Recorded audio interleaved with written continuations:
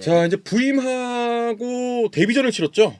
네. 예, 그리고 또 챔스 데뷔전이기도 한데 일단 뭐 포터 감독이 어떤 이제 전술을 들고 나왔고 앞으로의 또 어떤 축구를 보여줄 것인가 네네. 이 이야기를 해보도록 하겠습니다. 일단 뭐 포터 감독이 예, 딱 그 이 챔피언스리그를 데뷔전으로 가진 거잖아요. 네네. 근데 좀 부담감이 심했을 텐데 자기가 브라이튼에서 하던 그냥 자기 전술을 들고 나왔어요. 네네. 그리고 그 전술이 이제 투엘 감독의 전술과 브라이튼에 있을 때도 많이 비교가 됐었거든요. 비슷한 점들이 많다. 였는데 그러다 보니까 오히려 포터 감독이 편안하게 첫 경기지만 내 전술을 그냥 편안하게 들고 나왔다. 그러니까 첼시에서도 이제 포터 감독을 선임하는데 가장 좀 비중이 어느 정도 있는 것이 투엘 감독과 약간 비슷한 그 축구를 해서 그런 거 아닙니까? 그렇죠, 그렇죠. 네. 그래서 이제 어제 어떻게 나왔냐면 어제 이제 그 선발 라인업이 나오니까 네네. 혼돈이 많았어요. 어. 이게 폭백으로 봐야 되는데 폭백으로 봐야 되나? 3백인가? 네네. 그래서 이제 그 라인업을 띄워줄 때도 뭐 잘 못 띄워줬어요 제대로. 근데 좀 헷갈리니까. 왜냐하면 쿨리발리랑 포파나가 모두 빠졌습니다. 네네. 중앙 수비수가 모두 빠지고 티아고 실바 한 명이었어요. 중앙 수비수가. 그리고 왼쪽에 쿠쿠렐라, 오른쪽에 아스필리쿠에타. 예예. 이렇게 나온 거예요. 그러니까 지금 저희 패스맵을 보시면 3백인데 왼쪽에 쿠쿠렐라, 오른쪽에 아스필리쿠에타가 있죠. 네. 그래서 3백에 쿠쿠렐라, 아스필리쿠에타가 있고 그리고 앞에 윙백 자리에 오른쪽 윙백은 당연히 제임스, 왼쪽 윙백이 스털링이었어요. 네. 그러니까 스털링을 왼쪽 윙백으로 두는 그런 전술을 들고 나온 거죠. 네네. 근데 이런 전술이 포터 감독에게 뭐 특별히 뭐 특별한 그런 전술이냐? 브라이튼에서도 예전부터 사용하던 3백 쓸 때 최근에 특히나 3백 쓸 때 지난 네. 시즌 후반기에 왼쪽에 트로사르 측면 공격수 배치하고 윙백으로 그 뒤에 쿠쿠렐라를 배치했었습니다. 네네. 그래서 쿠쿠렐라가 3백의 왼쪽 중앙 수비수로 뛰었었죠. 그러니까 이 전술이 그렇게 특별하게 이 포터 감독의 전술에서는 이상한 게 아니에요. 원래 이런 전술을 쓰는 감독이고 그냥 그대로 내가 하던 걸 들고 나왔다. 그렇습니다. 그래서 여기서 이제 볼 수 있는 게 뭐냐면 저 스털링이 분명히 이제 윙백처럼 나왔는데 네네. 엄청나게 올라가 있죠. 진짜 그냥 제일 앞에 있는데? 그러니까 이제 윙백으로 뛴 게 아니죠. 예. 사실상 이제 포메이션만 윙백이고 그냥 측면 공격수로 뛰었고 여기서 쿠쿠렐라의 역할이 중요한 거죠. 네네. 쿠쿠렐라가 뒤에서 이 3백의 왼쪽 중앙 수비수지만 사실상 공격할 때는 올라가 줘야 되고 수비할 때는 또 측면 커버해 줘야 되고. 오버래핑 엄청 하고. 그렇죠. 뭐 그런, 그래서 이제 이 포터 감독이 이제 추구하는 것 중에 하나가 3백의 왼쪽 오른쪽 중앙 수비수 자리에 풀백의 역할도 가능한 선수를 배치해요. 쿠쿠렐라 대표적으로 쿠쿠렐라도 있고 굉장히 공격적이고. 브라이튼에서도 뭐 벨트만이나 네. 이런 선수들이 오른쪽에 배치되었었거든요. 그러니까 아스필리쿠에타를 저 위치에 배치한 것도 뭐 투엘 감독이 원래 저기 배치했었거든요. 네네. 그래서 투엘 감독도 마찬가지예요. 투엘 감독도 아스필리쿠에타를 오른쪽 중앙 수비수로 배치하면서 3백 만들 때 아스필리쿠에타를 올렸거든요. 근데 어제 경기에 포터 감독 똑같은 그런 비슷한 전술 쓰니까 네네. 왼쪽에 쿠쿠렐라, 오른쪽에 아스필리쿠에타. 두 선수가 풀백도 할 수가 있잖아요. 공격할 때는 올라가고 수비할 땐 내려보고. 그러니까 아주 공격적인 전술을 썼다고 봐야겠죠. 네네. 저렇게 이제 뭐 배치를 해서 결국에는 좀 적중하지 않았습니까? 그렇죠. 일단은 뭐 예. 일단 여기서 이제 그 포터 감독이 추구하는 것 중에 하나가 제임스와 스털링 좌우 윙백이 엄청나게 넓게 벌려져요. 네네. 그래서 어제 이제 득점이 나올 때 어떤 장면이 있었냐? 오른쪽에서 이제 그때는 이제 제임스와 마운트가 자리가 잠깐 바뀌었거든요. 그래서 반대편에서 크로스를 올리고 그리고 아예 반대편에 있는 스털링이 볼을 받아서 득점을 했습니다. 네네. 그러니까 상대 수비 입장에서는 이쪽 측면부터 저쪽 측면까지 경기장 끝과 끝을 모두 커버하긴 힘들잖아요. 그렇죠. 당연하게도. 네네. 그러다 보니까 크로스가 올라올 때 한쪽 측면으로 쏠리니까 반대편 측면에 공간이 나고. 그렇습니다. 그때 스털링이 볼을 받아서 득점을 기록했다. 네네. 아니 뭐 굉장히 공격적이고 그리고 당연히 이제 뭐 양쪽이 이제 올라가면서 공격에서 수적 우위를 확보하는 건 좋은데 결국 이게 수비 부담.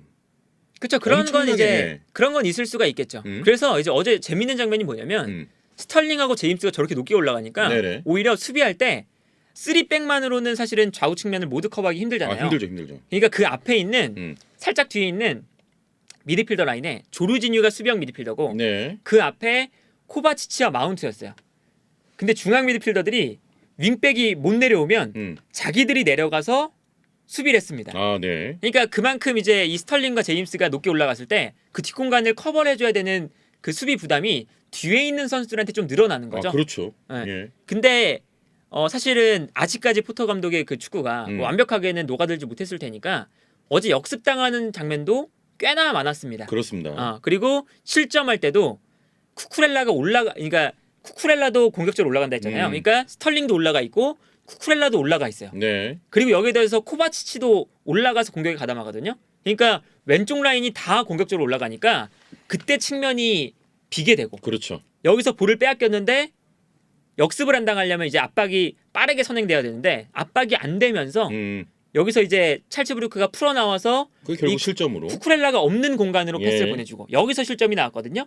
그러니까 어제 경기는 득점하는 장면에서는 포터 감독이 이러한 공격 축구를 원하는구나. 네네. 실점하는 장면에서는 이렇게 공격 축구를 하면 이게 조금 문제구나. 이제 요게 문제가 되겠구나. 그렇습니다. 라는 걸 이제 볼 수가 있었죠. 네네. 아니 뭐 포터 감독이 이제 공격 축구를 좀 지향하고 결국 골 장면도 이제 그런 영향으로 나왔다고 말씀하셨는데 약간 득점력 앞으로 좀 과제가 있을 것 같아요, 첼시는. 그렇죠. 네. 이제 여기서 공격적인 전술을 쓰게 되면 결국엔 득점을 많이 해줘야 되거든요. 그렇죠. 그러니까 왜냐면 네. 수비에 대한 부담이 있으니까 결국에는 이제 실점에 대한 그런 변수는 네. 가지고 가야 되는 경기인 거죠. 뭐 맨시티도 마찬가지지만 그렇게 이제 공격적으로 경기를 하는 팀들은 실점을 할 수도 있다라는 그렇죠. 걸 이제 생각을 하고 경기를 하는데 2골 내주면 3골 넣는다 뭐 이런 거죠. 그렇죠. 예. 근데 이제 뭐 실점을 최소화해야 되겠지만 어쨌든 수비가 좀 숫자가 없으니까 혹시나 실점을 할 수 있는 가능성이 수비적인 경기를 할 때보다 높죠. 네. 그러니까 결국에는 앞선에서 득점을 해줘야 그래야 편안하게 경기를 이끌 수가 있는데 지금 첼시의 가장 큰 문제가 득점력. 득점력. 그래서 어제 경기도 사실은 그 한 골을 넣었잖아요. 네네. 근데 득점 찬스가 좀 더 있었어요. 음. 오바메양이라던가 뭐 스털링이라던가 이런 선수들한테 득점 찬스가 조금 더 있었거든요. 그때 좀 넣어줬어야 되는 거죠. 그때 득점이 예. 안 나오니까 예. 한 골로 그쳤고 한 골로 그치다 보니까 잘츠부르크가 역습 한 방에 한 골을 만드니까 1대1이 되는 거고요. 그렇습니다. 그러니까 이렇게 이 포터 감독이 이제 해결해야 되는 건 결국은 이제 사실은 이건 감독이 할 수 있는 역할까지는 아닌데 득점력을 올려주는 거. 그렇죠. 특히나 공격수들의 득점력이 살아나는 거. 네네. 이게 이제 무엇보다 중요하다. 예. 물론 뭐 이제 어제 데뷔전이었습니다만 네. 앞으로의 좀 첼시랑은 어떨까요, 이 포터 감독? 그러니까 제 생각에는 자기가 하고 싶은 축구는 충분히 브라이튼 때보다 훨씬 더 자기가 하고 싶은 축구를 마음껏 할 수 있는 환경이긴 합니다. 네네. 이미 투엘 감독의 전술과 이 포터 감독의 전술이 유사한 부분이 많고 그러다 보니까 선수들도 유사한 특성을 가진 선수들이 있어요. 네네. 그렇죠. 그런데 당연히 브라이튼에 있는 선수들보다 첼시에 있는 선수들이 업그레이드죠. 네네. 그러니까 자기가 하고 싶은 축구가 돌아갈 수 있는 스쿼드가 구성되어 있는데 이게 브라이튼보다 첼시에서 더 업그레이드가 된 선수들이 있다. 그러니까 이 포터 감독이 첼시와 좀 맞아 보이는 점 중에 하나였어요. 이런 것들이. 판이 깔려 있는데 레벨은 업된 그렇죠. 상황이니까. 그래서 이제 제 생각에는 포터 감독이 이제 분명히 좋은 축구를 할 수가 있다. 네네. 근데 여기서 이제 물론 그 첼시는 브라이튼과 다르게 경기 수도 많고 그렇죠. 뭐 다양한 네. 변수도 있고 네. 그리고 이 브라이튼처럼 잘한다. 전력에 비해 잘한다. 이런 성적이 아니라 진짜 잘하는 성적이 나와야 되거든요. 그러니까 당연히 결과가 나와야죠. 그러니까 브라이튼 정도면 한 8위, 9위 하면 전력에 비해 잘한다. 그렇죠, 그렇죠. 이 포터 감독 잠재력 있는 이 지도자다. 이런 평가를 듣겠지만 네네. чел시 가지고는 4위 안에 무조건 들어야 그쵸, 되고 4위 안에 무조건 우승도 들어야 비벼야 되고. 그래야 이 정도는 해야지. 네네. 라는 평가를 듣거든요. 근데 이렇게 이제 공격적인 축구를 하다 보면 결국에는 좀 수비적인 문제가 나올 수밖에 없고 필연적으로. 그러면 이제 한 골 먹히면서 패배를 할 수도 있고 그렇습니다. 무승부가 될 수도 있고 네네. 그런 경기가 나오거든요. 브라이튼도 마찬가지였어요. 브라이튼도 좋은 축구를 하지만 이 좋은 축구가 결국은 전력에 조금 이제 한계에 부딪히면서 이겨야 될 경기를 무승부. 네네. 또 무승부해야 될 경기를 패배하면서 성적이 조금 이제 내려갈 때도 있었고 그러다 보니까 포터 감독이 조금 더 그러니까 평가를 받았던 게 이 감독이 지금 이제 브라이튼에서 조금 이제 전력상 문제 때문에 성적이 좀 안 나오지만 이 공격 축구가 한 단계 높은 팀으로 가면 어떨까? 네네. 이런 이제 기대들이 있었거든요. 근데 이제 포터 감독도 이제 증명을 해야죠. 그렇죠. 증명을 보여야죠. 승리를 가져오는 걸 보여줘야죠. 그때는 그러니까 너가 하고 싶은 축구는 알겠어. 근데 브라이튼이 아니까 이런 게 있었는데 그렇죠. 첼시에 갔으니까 이제 성적을 내야 되는 문제가 있는 그렇죠. 거죠. 예. 그러니까 이제 이런 공격 축구로 성적을 얼만큼 낼 수 있느냐. 이게 일단 포인트가 같고 그리고 이제 첼시 선수단에도 좀 변화가 있을 겁니다. 네네. 당장 이제 오늘 경기 쿨리발리 포파나 빠졌죠. 그리고 이제 골키퍼가 맨디가 아니라 케파가 나왔잖아요. 네네. 맨디가 물론 부상이었는데 지금 나오고 있는 얘기가 포터 감독이 케파를 조금 더 선호할 수 있다. 맨디보다. 왜냐하면 당장 맨디가 그 시즌 초반에 첼시 경기들을 보면 특히나 리즈와의 경기 때 맨디가 실수해서 실점을 했고 당장 지난 시즌 첼시와 그 레알 마드리드와의 챔피언스리그 경기에서 맨디가 벤제마한테 볼 뺏기면서 실점했고 이런 장면들 나왔잖아요. 그러니까 맨디가 발밑이 안 좋아요. 그러다 보니까 이 포터 감독의 또 핵심 중에 하나는 짧게 패스하는 거. 발밑이 좋아야 되겠구나. 발밑이 좋은 골키퍼를 좋아해요. 그래서 브라이튼에서도 발밑이 좋은 골키퍼를 선호하면서 원래 주전 골키퍼를 바꿨습니다. 네네. 그런 것처럼 첼시에서도 똑같은 현상이 똑같은 현상이 반복될 수 있는 가능성이 충분해 보인다. 그러면 약간 어떻게 보면 포터 감독은 케파 쪽에 조금 더 무게를 둘 수 있다. 그럴 가능성도 있죠. 이제 그 케파가 계속 백업이었잖아요. 네네. 근데 이제는 발밑이 그래도 케파가 안정적이다 보니까 케파랑 맨디랑 좀 경쟁 구도가 형성될 가능성이 저는 있어 보이고 그리고 이제 오늘 본 것처럼 쿠쿠렐라 아스필리쿠에타가 왼쪽 오른쪽에 나오잖아요. 네네. 근데 쿨리발리나 포파나가 이러한 플레이까지는 못 해주거든요. 공격적인 플레이를 잘한다는 선수긴 하지만 그래서 이 두 선수가 또 어떻게 활용될까? 그렇습니다. 이런 것도 좀 지켜봐야 된다. 그리고 지금 첼시 상황이 좋지는 않기 때문에 어떤 그런 상황 중간에 또 감독 교체가 된 거 아닙니까? 그런 상황들을 좀 수습하고 또 이제 본인이 원하는 어떤 축구를 좀 탑재하는 데는 약간 조금의 시간은 필요하지 않을까 이런 생각도 들고. 그래서 오히려 이번에 이제 포터 감독이 이제 들어온 게 딱 타이밍상은 좋아요. 네네. 왜냐? 주말 경기 취소됐죠. 그렇지.